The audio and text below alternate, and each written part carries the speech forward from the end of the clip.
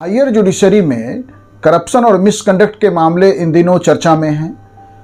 Delhi high court के जज के यहाँ जिस तरह से कैश कांड और बाकी बातें हुई वो सब जो है उस पर मेरी भी कई वीडियो अवेलेबल है यूट्यूब पे और सोशल मीडिया में भरी पड़े हैं इस संदर्भ में जानकारियाँ।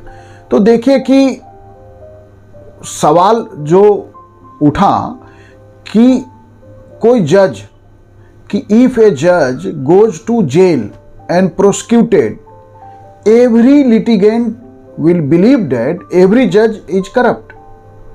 कि यदि कोई न्यायाधीश जेल चला जाता है या उस पर कोई मुकदमा चलाया जाता है तो प्रत्येक जो लिटिगेंट है, वादी है, वो क्या मानेगा कि हर जज भ्रष्ट है। और जहां भी किसी लिटिगेंट के अगेंस्ट कोई फैसला होगा तो यही मानेगा कि उस जज को उसने पैसे नहीं दिए, इसीलिए जो है। तो जुडिशरी का जो करप्शन है वो पूरे देश की व्यवस्था को ही खत्म कर देगा। एक ब्यूरोक्रेट के यहाँ यदि करप्शन के मामले आते हैं, इंस्टीट्यूशन को वो भी डैमेज करता है, लेकिन वह इंस्टीट्यूशन जो है सिर्फ उस इंस्टीट्यूशन तक का सवाल है।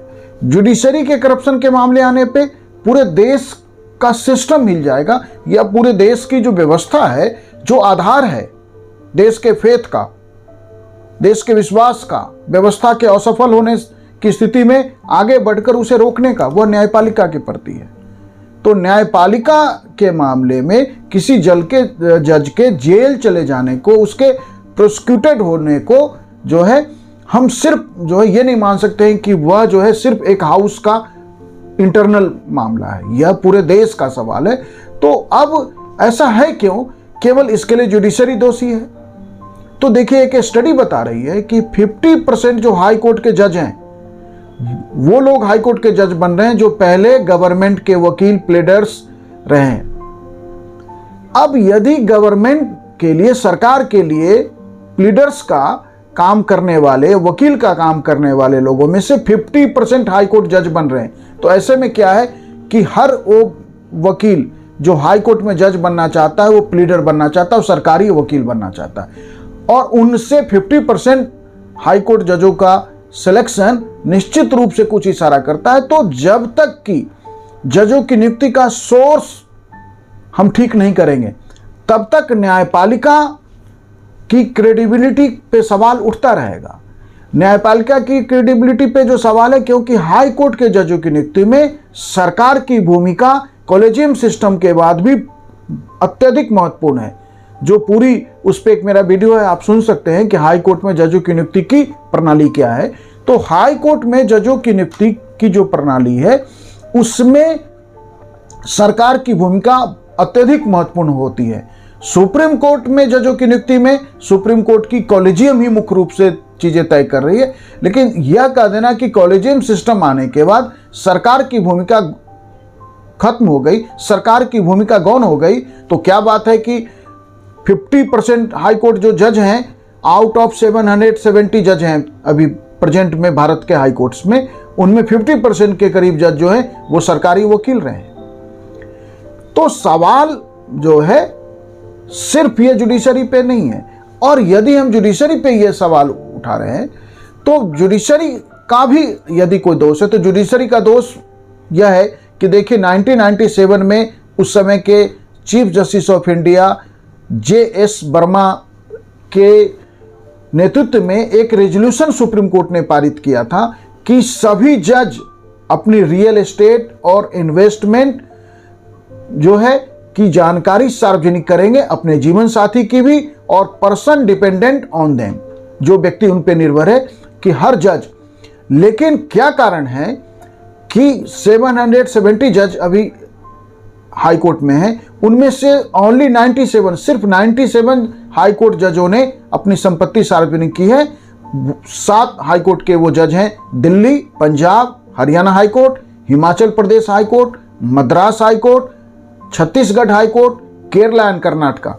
तो सिर्फ 7 हाई कोर्ट के जजों ने जो है ओनली 97 जज आउट ऑफ 770 अपनी संपत्ति की घोषणा की है, जबकि सुप्रीम कोर्ट ने 1997 में एक रेजोल्यूशन अडॉप्ट कर लिया था कि सभी जज अपनी संपत्ति सार्वजनिक करेंगे।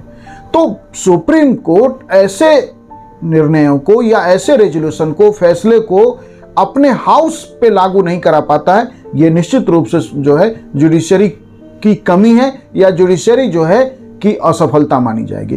तो सुप्रीम कोर्ट को भी ये देखना पड़ेगा, उसके कॉलेजियम को, उसके चीफ जस्टिस को, कि हाउस के ऑर्डर में जो भी फैसले लिए जाएं, हाउस के ऑर्डर के लिए जो भी फैसले लिए जाएं, उसे मानने के लिए सारे जज बाध्य किए जाएं।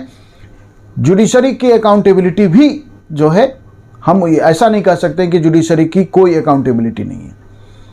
अब जो है एक सवाल ये उठाया जा रहा है कि समय आ गया है कि फिर से हमें NGAC, national judicial appointment commission bill जैसा कोई बिल लाना चाहिए।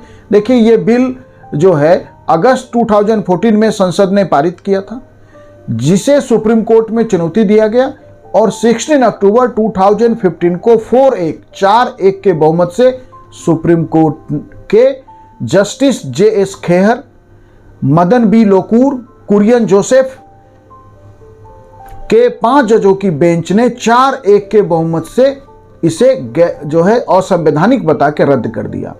ये एक ऐसा विधेयक था जिसे पारित करने में 99% संसद का मतदान जो है इस विधेयक के समर्थन में रहा था। और इस बिल को जब सुप्रीम कोर्ट के 5 जजों के बेंच ने असंवैधानिक बताया, रद्द किया, तो देखिए एनजीएसी में, national judicial appointment commission bill में जजों की नियुक्ति के लिए एक 6 मेंबर का कॉलेजियम कहिए या एक टीम बननी थी, जिसका head CJI, chief justice of India होने थे, और 2 सीनियर मोस्ट सुप्रीम कोर्ट के जज। तो 3 जज सुप्रीम कोर्ट से, 1 भारत का लॉ मिनिस्टर और 2 डिस्टिंग्विश पर्सनालिटी जो है भारत की लेनी थी।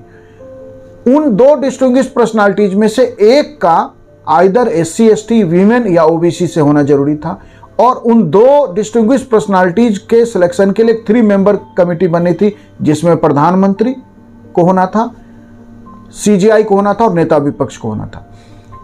फिर जो है इन 6 लोगों की टीम को जो है सारी हाई कोर्ट और सुप्रीम कोर्ट की नियुक्तियां देखनी थी।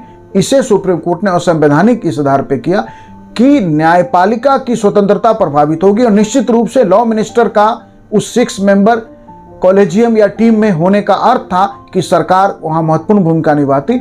इसीलिए निश्चित रूप से न्यायिक स्वतंत्रता की दिशा में सुप्रीम कोर्ट का फैसला, मैं तो सहमत हूं, और शायद आप भी यदि इसकी गहराई को समझेंगे और ये समझेंगे कि जुडिशरी का रोल क्या, जुडिशरी का काम सिर्फ न्यायिक फैसले देना, हम आपके विवाद तय करना नहीं। सुप्रीम कोर्ट संविधान की संरक्षक है, गार्जियन ऑफ द कॉन्स्टिट्यूशन है। सुप्रीम कोर्ट की बड़ी महत्वपूर्ण भूमिका है देश की व्यवस्था को बनाए रखने में। इस देश में जब जब क्राइसिस होगा, सुप्रीम कोर्ट की भूमिका अत्यधिक महत्वपूर्ण रहेगी। इसलिए वहां सिर्फ नियुक्ति का मामला नहीं है, वो देश के स्थायित्व, स्टेबिलिटी का सवाल है। इस देश की सफलता, देश के इंस्टीट्यूशन के का भी सब्जेक्ट है वो। तो एनजीएसी को फिर से लाना चाहिए। NGAC, national judicial appointment commission bill को लाने का तो दोबारा से सवाल अभी तत्काल, यदि हम सोचने को इस पे बैठे या देश में लोग सोचें, तो निश्चित रूप से कोई ऐसी व्यवस्था तो जरूर होनी चाहिए जिसमें नियुक्तियों में सरकार और जुडिशरी दोनों शामिल हो। वैसे भी मैंने अभी बताया कि हाई कोर्ट के जजों की नियुक्ति में तो सरकार की बड़ी भूमिका ऑलरेडी है, और सुप्रीम कोर्ट के जजों में भी की नियुक्ति में सरकार की भूमिका नहीं है कॉलेजियम सिस्टम के कारण, ये आप कह नहीं सकते, क्योंकि बहुत सारे नाम सरकार वापस कर देती है। बहुत सारे नाम को सरकार जो है सुप्रीम कोर्ट के कॉलेजियम के रिकमेंडेशन को लटका के रखती है, और कई सालों तक वो पड़े रहते हैं। सुप्रीम कोर्ट कई बार रिमाइंडर भी देती रही है। तो कॉलेजियम सिस्टम जो है फेल हो गया है, इसलिए हमें न्यायिक नियुक्ति का एक कोई नया इंस्टीट्यूट, कोई भी सिस्टम हो देश का, एक बात आप समझिए कि जब देश के अंदर जो हमारा स्टफ है, क्या हमारे राजनीति में कैसे लोग हैं, ब्यूरोक्रेसी में, देश इंजीनियरिंग सर्विस में, मेडिकल सर्विस, तो जब देश के स्टफ में इस तरह से करप्शन और मिसकंडक्ट है, तो इसी देश के स्टफ से ही तो जज बनेंगे। तो यदि हम देश के दूसरे इंस्टीट्यूशन को देखें, तो ब्यूरोक्रेसी में हम कितने % लोगों को ऑनेस्ट मान सकते हैं? हम जो इंजीनियरिंग सर्विस में कितने लोगों को ऑनेस्ट मान सकते हैं? हम बाकी इंस्टीट्यूशन में कितने % लोगों को ऑनेस्ट मान सकते हैं? तो आज भी हम कह सकते हैं कि हायर जुडिशरी देश के इस स्टफ के बीच से सबसे बेहतर काम कर रही है। इसलिए देश का जैसा अपना कैरेक्टर होगा, कंडक्ट होगा, उन्हीं बीच से जज भी बनेंगे। तो ऐसे में कुछ मामले सामने आएंगे और इनके आधार पे जुडिशरी को कंट्रोल में लेने की, जुडिशरी को जो है डैमेज करने की कोशिश का समर्थन नहीं किया जाना चाहिए। Thank you.